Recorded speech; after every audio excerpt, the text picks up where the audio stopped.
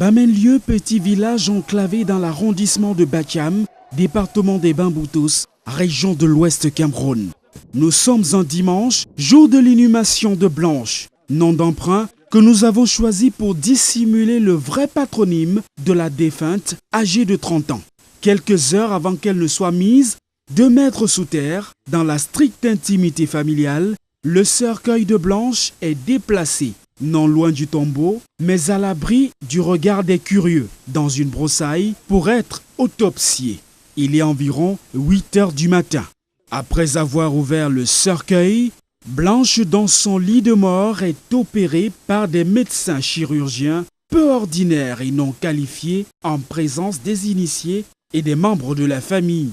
Fifion, c'est le nom d'emprunt que nous utilisons pour préserver l'anonymat du tradipraticien, lequel est appelé à effectuer l'opération. Aidé par son Chinda, serviteur en langue locale, il va relever la robe de Blanche et muni d'un couteau à double tranchant et une lame de rasoir d'origine douteuse faisant office de bistouri.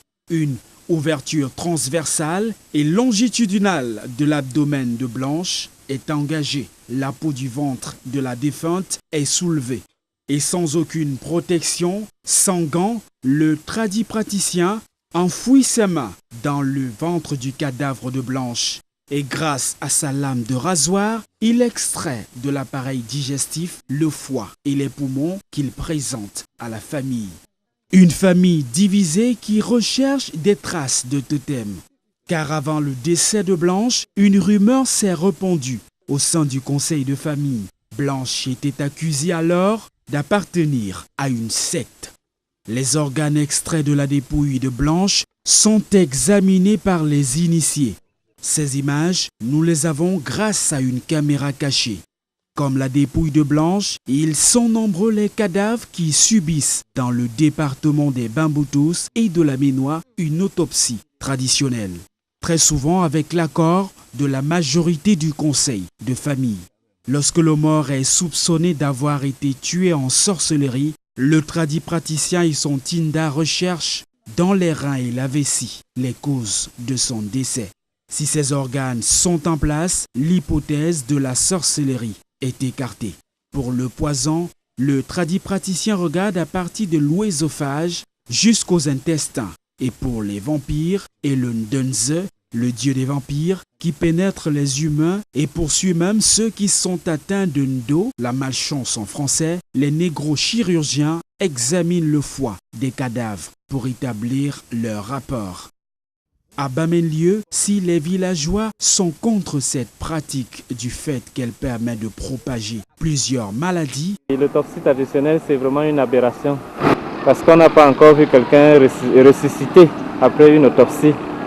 Et c'est même très dangereux parce que ne maîtrisant pas souvent les maladies dont le décédé est souvent victime, on a déjà trouvé des cas où après une autopsie, plusieurs personnes ont été contaminées. Ce que je pense de l'autopsie traditionnelle, d'abord même pour ma religion, ce n'est pas permis. Donc je suis contre ça. Non, il va se poser d'abord un problème. Lorsque vous faites l'autopsie traditionnelle, comment vous allez déterminer les causes de la mort? Sur quelle base? Donc vous risquez, n'est-ce pas, de vous faire accuser d'avoir tué quelqu'un si vous osez le faire. Parce qu'il se pose un problème. Très souvent, les gens sont mis, par exemple, dans les morgues lorsqu'ils sont seulement en coma. Donc, il faut imaginer que vous avez un corps. Vous, en tant qu'individu, vous n'êtes même pas médecin. Vous pensez que la personne est morte. Vous décidez de ramener le corps peut-être au village et essayer de faire l'autopsie traditionnelle. C'est très difficile de convaincre qui que ce soit que ce n'est pas vous qui avez causé la mort de la personne en question. Et que l'autopsie traditionnelle est considérée comme une pratique irrévérencieuse pour les morts. Moi, je pense que c'est indécent, n'est-ce pas, pour que le public puisse voir ça. Parce que ce n'est pas normal que vous, un être humain, vous exposez quelqu'un en train de le déséquiter, en train de le couper comme une chèvre. Ce n'est pas décent. En réalité, nous sommes tous faits pour mourir pourquoi avoir peur de la mort? Je pense donc que c'est un truc qu'on a créé pour justifier la mort et faire en sorte que les gens pensent que l'homme est immortel. Elle persiste pourtant dans ce village. C'est des choses que des hommes ont créées en ces moments difficiles pour se faire un peu d'argent. Parce qu'il y a un ensemble de personnes qui encouragent cela, et certainement parce qu'ils ont un gain financier derrière cette opération-là. Mais en réalité, je pense pour ma part que c'est encore une bêtise. Une bêtise sans doute, mais l'autopsie traditionnelle interdite par décret du 26 avril 1922 persiste dans la Ménois et dans les Bamboutos. Si la fréquence de sa pratique a baissé, les populations locales ont développé des stratégies pour maintenir cette pratique jadis publique, aujourd'hui secrète. Dans la valse des anecdotes, le pasteur Xavier Ndili, homme d'église, nous fait l'économie des dangers de l'autopsie traditionnelle dans un récit. Je vais vous raconter une histoire. Un jour, quelqu'un décède et les gens décident d'aller l'enterrer. Entre-temps, certaines personnes ont réfléchi, peut-être par souci de conservation, de lui enlever les intestins. De lui enlever tous les intestins, question de conserver le corps. Et pendant qu'on est en train de faire les bagages, il y a des dames qui doivent acheter à manger pour la famille. Ils décident de prendre un sac de couleur X, qu'ils mettent dans la soute à bagages des provisions alimentaires. Les femmes arrivent au village avec le corps dans une autre voiture, elles sont dans un autre véhicule. Et c'est comme ça que les femmes, pendant qu'elles sont en train de préparer, se rendent compte qu'il y a un sac qui a les intestins. Elles décident donc de nettoyer les intestins, de les assaisonner pour en faire un repas. Comme vous savez, dans notre jargon national, les misunga. Donc pendant que ces femmes sont en train de faire ces préparatifs, en train de préparer ce repas, quelqu'un vient dire, mais on avait un sac de couleur X dans votre cargaison de provisions. Bientôt on va enterrer le corps, on a besoin de ces intestins.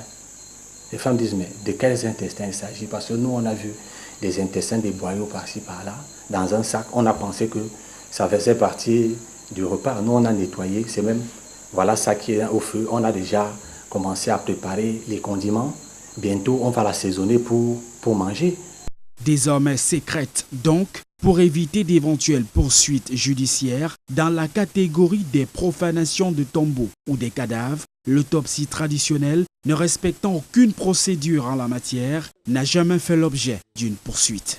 De sources judiciaires, Maître Achou Julius Ngotabi est avocat depuis 19 ans au barreau du Cameroun. Il revient sur la procédure légale d'une autopsie au Cameroun. La première des choses, c'est pour adresser une demande au procureur de la République.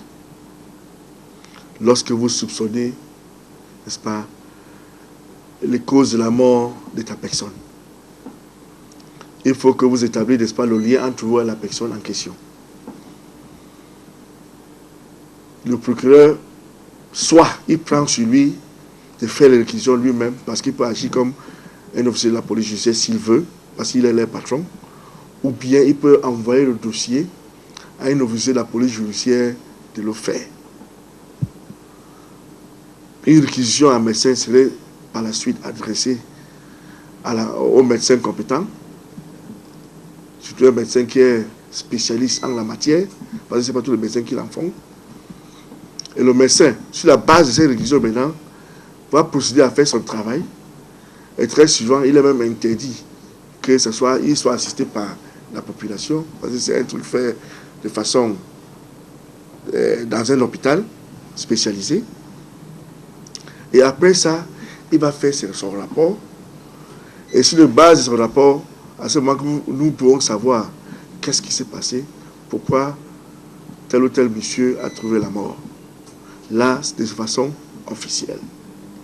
S'il n'existe pas de texte spécifique sur l'autopsie traditionnelle, l'avocat refuse de parler de vide juridique. Les auteurs de l'autopsie traditionnelle pouvant être poursuivis pour exercice illégal de la chirurgie ou de la médecine et passibles des peines d'emprisonnement.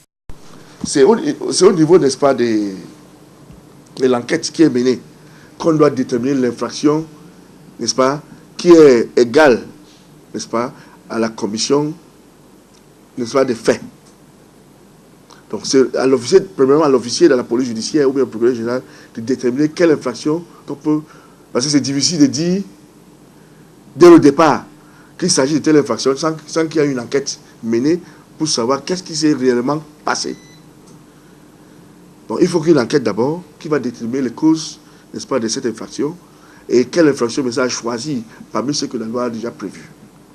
Dans les temples et les églises, l'autopsie est fortement réprimandée et les auteurs s'exposent au châtiment divin, selon le pasteur Xavier Ndili.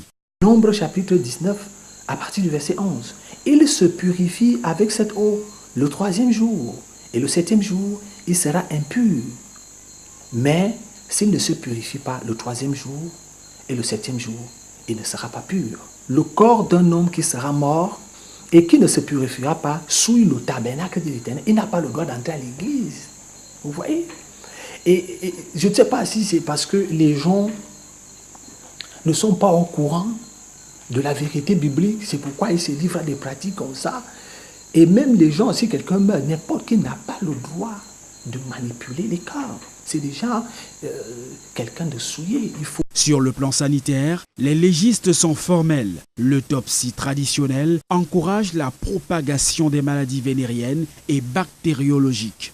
Ceci en dépit de l'indécence et du manque de dignité qu'elle porte sur le défunt.